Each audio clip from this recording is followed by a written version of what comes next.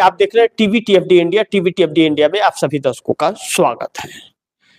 नीतीश नायडू के रास्ते में कौन बन रहा है रुकावट? एनडीए में क्यों मचा है बौखलाहट? बड़ी महत्वपूर्ण बिंदु यह है कि जिस नीतीश नायडू को लेकर के अलग अलग कयास लगाए जा रहे थे, इन कयासों के बीच जब नीतीश कुमार को लेकर के खबरें आने लगी बिहार से कि अब नीतीश कुमार 11वीं बार पलटी मारेंगे, या चंद्रबाबू नायडू को लेकर के खबरें यह आने लगी कि चंद्रबाबू नायडू का जो अल्टीमेटम मोदी सरकार को 1 फरवरी का दिया हुआ है वह समाप्त होता है और मोदी सरकार वह वादे पूरा नहीं करती है तो समर्थन वापस ले लेंगे। तो ऐसे में फिर तो सत्ता परिवर्तन की आहट है। या इस बात को लेकर के एनडीए गठबंधन में बौखलाहट सी परिस्थिति भी मची हुई थी, लेकिन अचानक इन कयासों पर रोक कैसे लग जाती है, इन बातों को हम लोगों को समझना बहुत जरूरी है। क्योंकि नीतीश बिहार में करेंगे फैसला, नीतीश बिहार में फैसला करेंगे क्योंकि 122 के बहुमत का आंकड़े को वह छू चुके हैं और सिंगल लार्जेस्ट पार्टी के तरफ कदम बढ़ा चुके हैं और सिंगल लार्जेस्ट पार्टी बनते हुए नजर आ रहे हैं। तो भारतीय जनता पार्टी की सपोर्ट की उन्हें जरूरत नहीं होगी। लेकिन एनडीए गठबंधन के अंदर या एनडीए सरकार के अंदर जो टकराहट सहयोगी दलों का है वह मोदी सरकार के लिए शुभ संकेत नहीं है। वह कभी भी सत्ता परिवर्तन की तरफ कदम बढ़ा सकता है।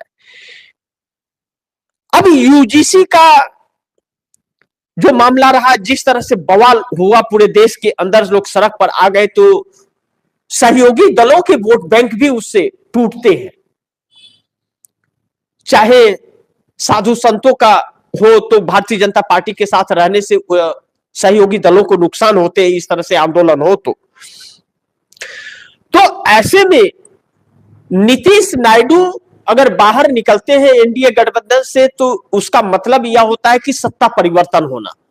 लेकिन जब वही सत्ता परिवर्तन करने के लिए बहुमत के आंकड़े, जो जादुई आंकड़ा 272 का है लोकसभा के अंदर, उसकी जरूरत हो और उसके लिए वह सब सहयोगी दल तैयार न हो, तो सवाल खड़ा होता है कि फिर उसका विकल्प क्या है।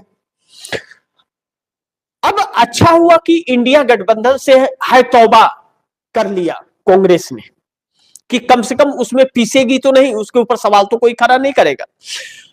अब जैसा इंडिया गठबंधन को या नीतीश को या नायडू को कांग्रेस ने यह कहा कि हमारे पास 100 लोकसभा की सीटें हैं और 172 जो भी एकत्रित कर लेगा, हमारे 100 का समर्थन उसके लिए तैयार है और सरकार बदली जाए।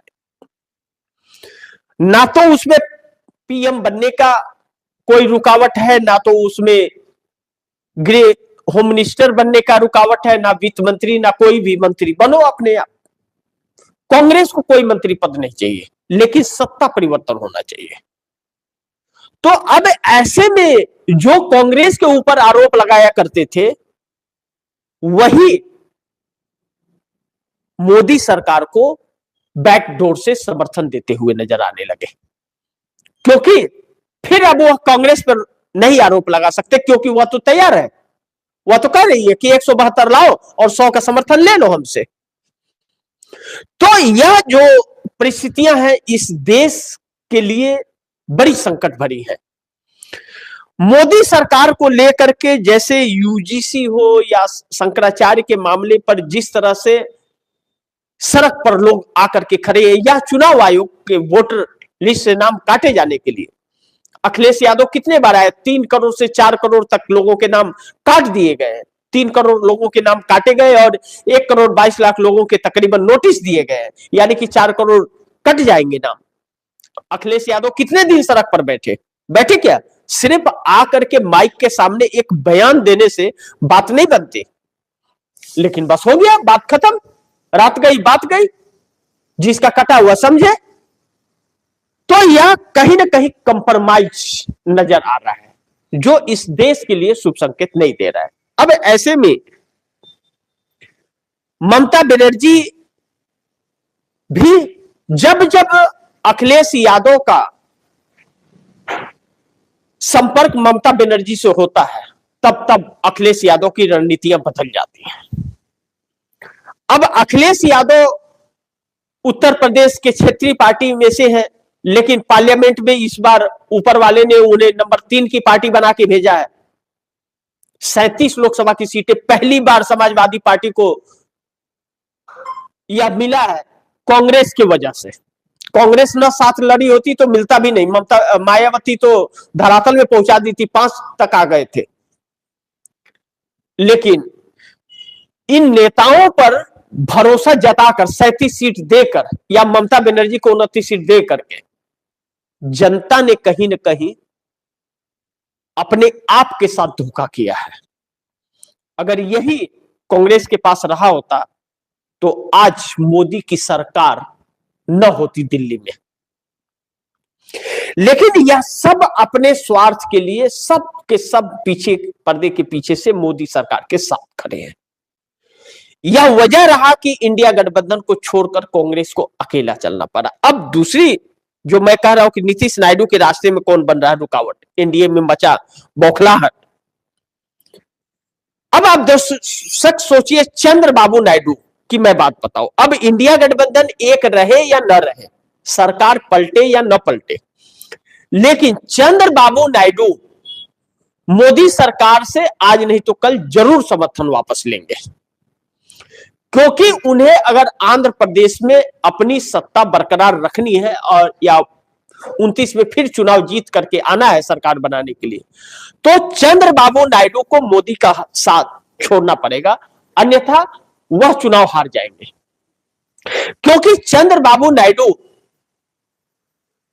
से किए हुए वादे मोदी सरकार एक भी पूरा नहीं कर रही है, एक भी वादे पूरा नहीं कर रही है, जिसके वजह से चंद्रबाबू नायडू के सारे प्रोजेक्ट धराशाह हो रहे हैं। ऐसे में चंद्रबाबू नायडू के सामने 2 विकल्प हैं, या तो चंद्रबाबू नायडू मोदी सरकार से समर्थन वापस लेकर के चुपचाप अपना पटाए रहे, और जो हर राज्यों को जिस तरह बजट मिलता है वैसे ही बजट उनको भी मिलेगा,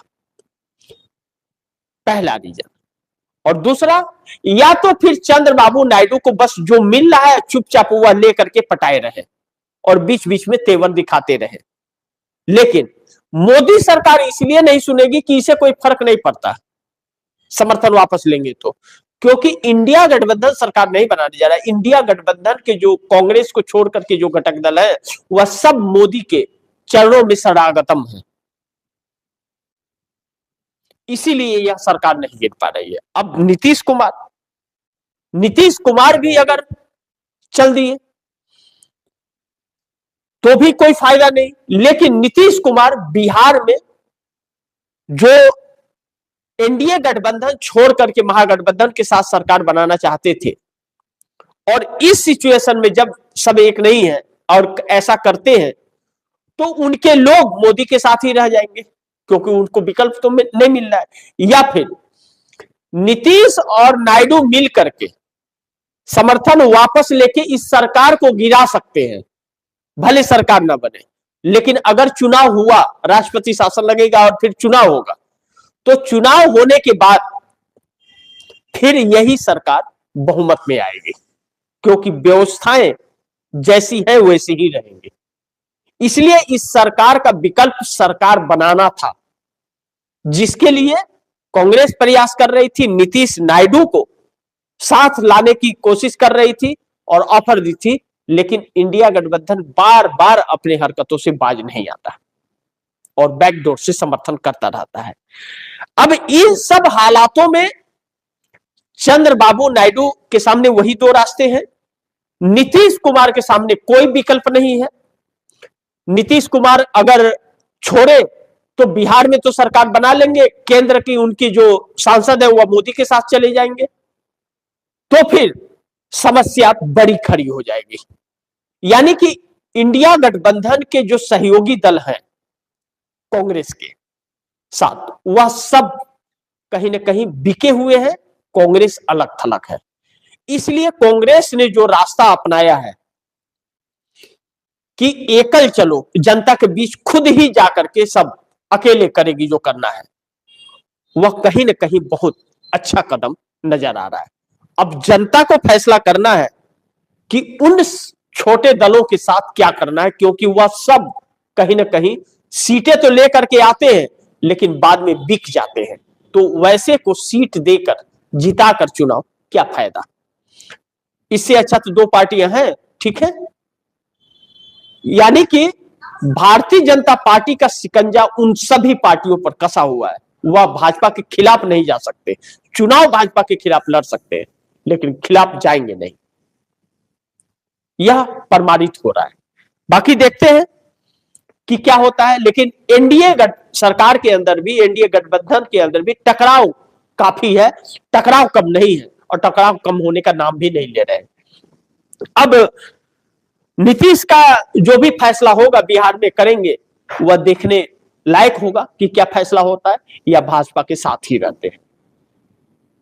इसी के साथ आप दर्शकों से इजाजत चाहूंगा, अगली खबर के साथ फिर हाजिर होऊंगा। लेकिन आप दर्शकों की क्या राय है, क्या सुझाव है, कमेंट बॉक्स में जरूर दीजिएगा। इस खबर को ज्यादा से ज्यादा शेयर कीजिएगा, अपने दोस्तों को भी कहिएगा आगे शेयर करें। और आपने अगर टीवीटीएफडी इंडिया को सब्सक्राइब नहीं किया तो टीवीटीएफडी इंडिया को सब्सक्राइब जरूर कर लीजिएगा। मिलते हैं अगली खबर के साथ, तब तक के लिए नमस्कार।